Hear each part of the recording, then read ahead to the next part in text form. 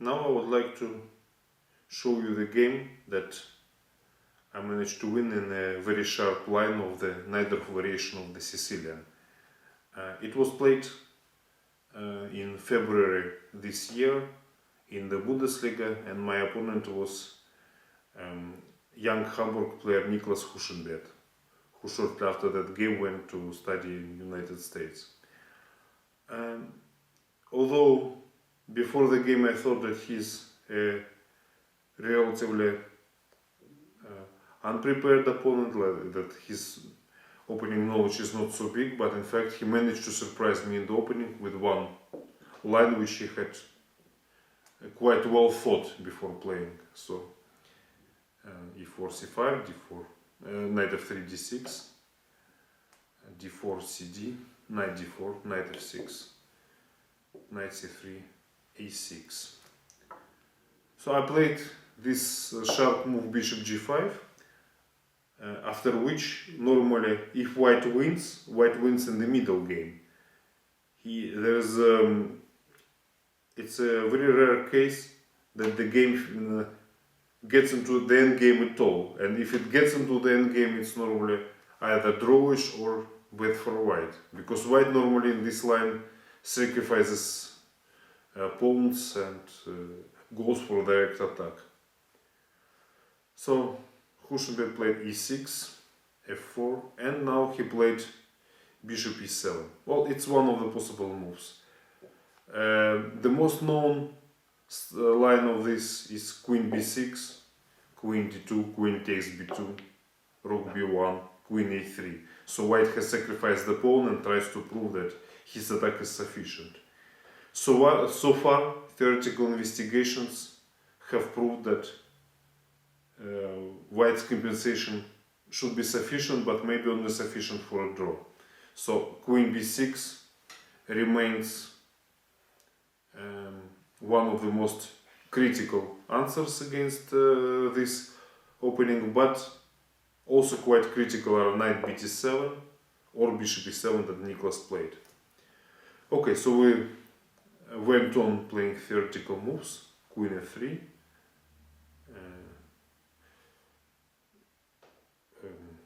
queen c7, long castle, knight bd7, g4, white does his play on the king side, black does his play on the queen side, b5, bishop takes f6, knight takes f6, g5, knight d7, and this very sharp move which is f5. That means that I remember when I was young, I couldn't understand how is it possible to play like this and sacrifice the pawn with a check, because bishop takes g5 is a check. But it turns out that after king b1, white has got this compensation for the sacrificed pawn, and after knight e5, queen h5, queen e7, f takes e6, he gets this pawn back actually. After g6, he takes f7, and he's actually doing quite okay. So I knew more or less this theory. I knew that bishop takes g5 was not good, and also I knew something about the positions that arise after knight c5. The old side line, f6, takes, bishop f8, rook g1. Here white is better because rook is aiming for the g7 square, so the attack continues. So I more or less remembered all this, and I was very, very optimistic. But here Niklas made the move which I did not expect at all, and which I did not know. So, and this move is short castle, which looks completely unnatural, because okay, white is attacking on the king's side, and it seems that his attack already reached its final blow, and at this moment black castles. So during the game I was very surprised. Of course I started thinking, but now I should probably say that it's quite a good move. So If white now plays h4, black answers with b4, knight goes to e5, and okay, white knights are no longer participating in the attack. So for example, after knight b3, black's attack will be actually faster than white's. So white has to do this intermediate blow f6, but after e takes d4, pawn takes e7, rook e8, the position is equal. Or maybe even a little bit better for black. No, not better for black, it's equal. Knight d4, knight e5, black gets back the pawn on e7. So that means that h4 does not bring white the advantage. But the question comes, why not just to play f6 or f takes e6?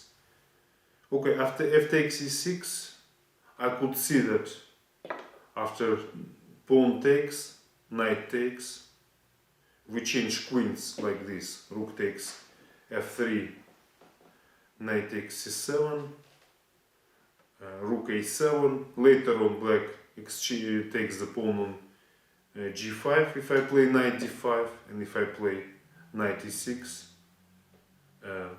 black can play knight e5 and everything is under control. So f takes e6 is okay for black, like anything else. But why not f6? During the game it seemed to me that it was just winning. Well, it's good that I was optimistic, so that's why maybe I won the game. So gf6 takes, knight takes f6. So I play e5. After pawn takes, I play knight c6, creating more and more threats. And finally, Nicholas made a mistake. He played b4. The right move for him would be bishop b7. I have to say that during the game I thought that I'm still better after queen g3 check, king h8, knight takes e5, because if bishop takes h1, I win the queen after, I think, knight takes f7, rook takes f7, queen takes c7. I win the queen, and probably there is not enough compensation for that. But there is one but. There is this intermediate move, bishop d6, and after rook takes d6, black already takes the rook. Now, some computer chess, after queen g5, black has an amazing move, which is knight g4. And after knight takes g4, f5, both rook and knight are hanging, and that means that black is already better. Okay, instead of queen g5, computer indicates the move rook d1, giving white probably sufficient compensation. Rook d1, giving white probably sufficient compensation for the exchange. It's it's a very sharp position, has to be analyzed further, but black in general is okay. So after knight c6, black played b4. Sorry, black played king h8. And after knight takes e7, queen e7, queen takes a8, it turns out that the natural move bishop b7 will lose the game. The question is how. And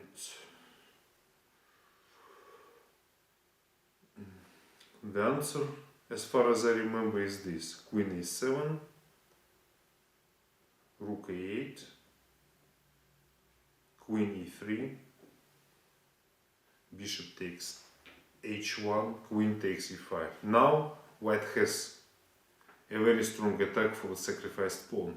Well, chess is so complicated that in some similar positions you sacrifice the pawn and your attack is almost insufficient. Or in a very similar position you get everything. It's even hard to explain it by logic. But normally it's all matter of tempi and tempi for the attack. So probably here Nicholas realized that he is just worse. So now he played b4, and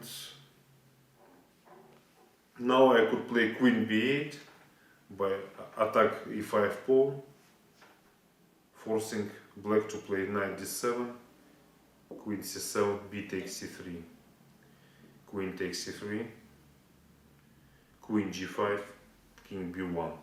Okay, now I have an exchange for the pawn and practically the winning advantage. Still, there are some things that have to be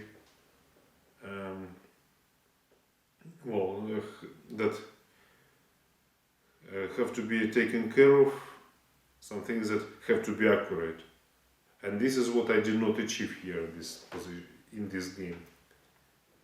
So when Nicholas played bishop b7, I played the wrong move, bishop takes a6, and after bishop h1, rook h1, knight f6, h4, another wrong move, queen f4, the position became quite unclear. I needed to be more precise. He attacked my rook, but I can still do something against his queen. I had a very strong intermediate move, which would be h4. And only after queen h5, then taking on a6 and taking. So now the queen would be already quite weak on h5, would be far from the center, and white's pawns a and b would decide the game. So this little detail would make my advantage decisive. But in the game, as we saw, black queen was already on h4, because we got this position, I played h4 and he went queen f4. Sorry, knight is on f6 already. So he played knight f6, I played h4, queen f4. I missed that after rook f1 there is knight e4 and black actually wins. Okay, here I understood that my advantage is not so big. He won. Fortunately, Nicholas Huschenbeth was in deep time trouble and he missed the right continuation here. He had to play knight e4 at whatever cost, and after queen c7, knight d2, king a1, knight f3, rook f1. The position would be, as we say, for three possible results. Here everything can happen. White can still win, but black can also win, and it can still be a draw. White's trump is still these two passed pawns, and that can be very dangerous at some moment. And of course, the bishop. So,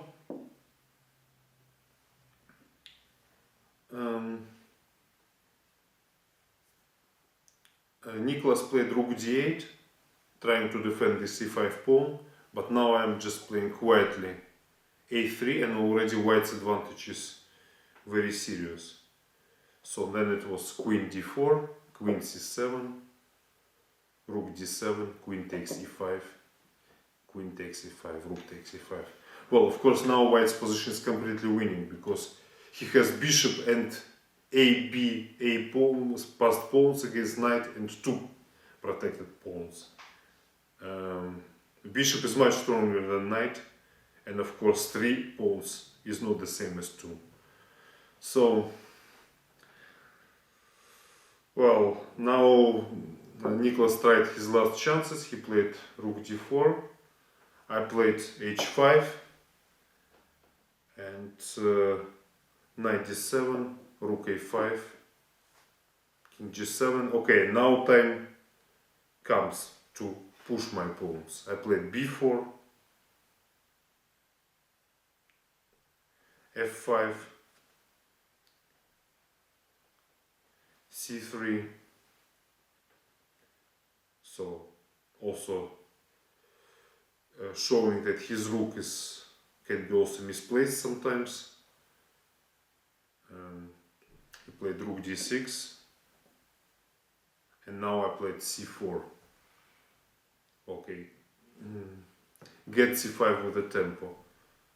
If he played instead of rook d6 rook d2,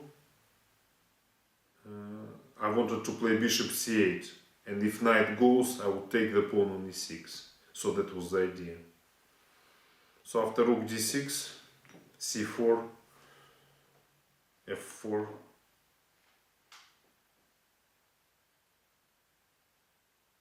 no, knight is on d7, sorry, c4, f4, c5, rook c6,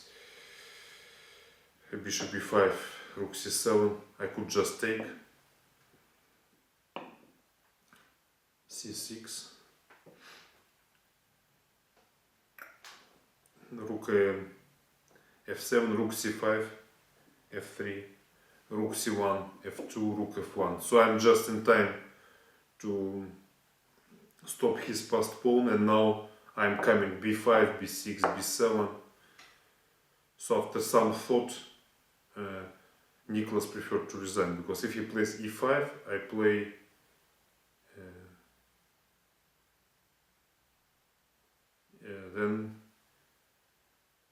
then I can just come with my king. King b2, e4, king c3, e3, king d3, and so that means that his pawns are not dangerous, while my pawns will come b5, b6. So therefore he resigned here.